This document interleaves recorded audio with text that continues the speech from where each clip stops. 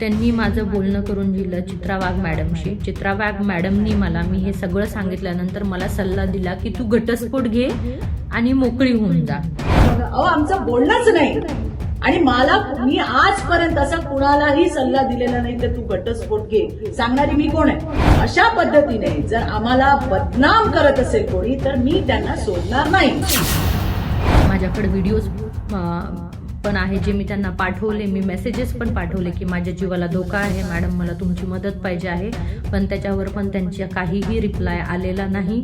तिला किती पण जे मला सांगितलं ते मी तिला देते. मी या बाईला ओळखत नाही पण मी आता ओळखत नाही पण मी आता हिला ओळखायला जाणार आहे.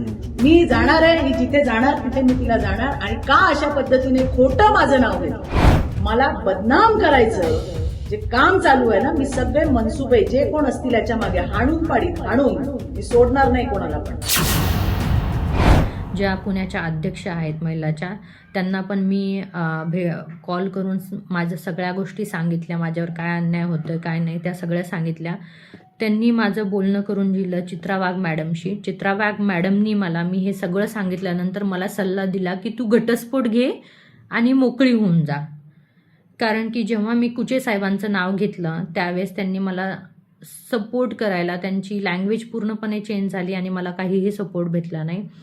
त्या कालावधीमध्ये अधिवेशन चालू होतं. कुचे साहेबांनी माझी ननद योगिता संजय सानप आणि शिवाजी सानप या तिघांना मुंबईला घेऊन गेले आणि कुचे साहेबांनी स्वतः चित्रा वाघ मॅडमला त्यांची भेट करून दिली. त्यांच्यामध्ये अशी काय बोलणं झालं त्याच्यानंतर चित्रा वाघ मॅडमनी किंवा हर्षदा फरांदे मॅडमनी मला कोणताही न मेसेजचा रिप्लाय दिला न माझ्या कॉलचा रिप्लाय दिला. मी त्यांना माझ्याकडे व्हिडिओज पण आहे जे मी त्यांना पाठवले. मी मेसेजेस पण पाठवले की माझ्या जीवाला धोका आहे मॅडम, मला तुमची मदत पाहिजे आहे. पण त्याच्यावर पण त्यांच्या काहीही रिप्लाय आलेला नाही आणि मला आत्तापर्यंत पण त्यांच्याकडून काहीही मदत भेटली नाही. माझी ननंद योगिता संजय सानप ही कुचे साहेबांची कार्यकर्ती आहे. ती दरवेळेस कुचे साहेबांच्या नावाने, आमदार कुचे साहेबांच्या नावाने मला धमक्या देतात. माझी ननंद, तिचे सासरे आणि तिचा नवरा की आम्ही कुचे साहेबांचे कार्यकर्ते आहेत. त्यांचं नाव सांगितलं आणि 5-10 लाख रुपये दिले तर तू कोणती जरी केस केली तरी आम्ही त्याच्यातून बाहेर पडू. जर सकाळी मला बातमी कोणी पाठवली की कुठली तरी डॉक्टर आहे पुण्यातली आणि तिने माझं नाव घेतलं आणि मी तिला घटस्फोट घ्यायला सांगितलं. मी तर शॉक झाले. कारण अशा कुठल्याही बाईला मी ओळखत नाही, मी कधी तिला बघितलं नाही, मी कधी तिच्याशी बोलले पण नाहीये. ही गोष्ट 28 जूनला माझ्याकडे मोबाईलमध्ये आहे अजून पण मेसेजेस. 28 जूनला पुण्याची आमची भारतीय जनता पार्टी महिला मोर्चाची अध्यक्ष हर्षदा फरांदे हिने मला 28 जूनला हा मेसेज पाठवलाय. त्याच्यामध्ये तिने हे 2 व्हिडिओ पाठवले आणि मला म्हणाली की ताई हे 2 व्हिडिओ तुम्ही बघा. आणि त्यानंतर 29 जूनला मी तिला मेसेज पाठवलाय की तिला गुन्हा नोंद करायला सांग पोलीस स्टेशनला. त्याच्यावर ती म्हणते हर्षदा फरांदे, त्या बाईशी बोलू ना, माझ्याशी डायरेक्ट नाहीच. हर्षदा असं मला म्हणते, हो ताई मी तिला सांगितलंय पण ती करते म्हणते पण अजून करत नाही. मी परत एकदा तिच्याशी बोलते. हे कोण म्हणते? हर्षदा. आता त्यांना फक्त जर आपण पुढच्यांना जर तुम्ही बोललात किंवा असं काही करू शकलो आपण तर मला वाटतं की त्या सगळ्या गोष्टी एकदा बघायला पाहिजे. तर कसं करूया तुम्हीच सांगा ते.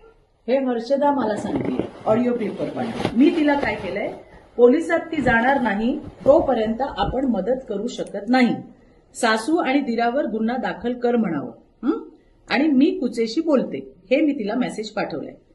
आता तिने त्याच्यावर रिप्लाय केलाय, हो ताई ते तर आहेच, बोलते तिच्याशी परत एकदा.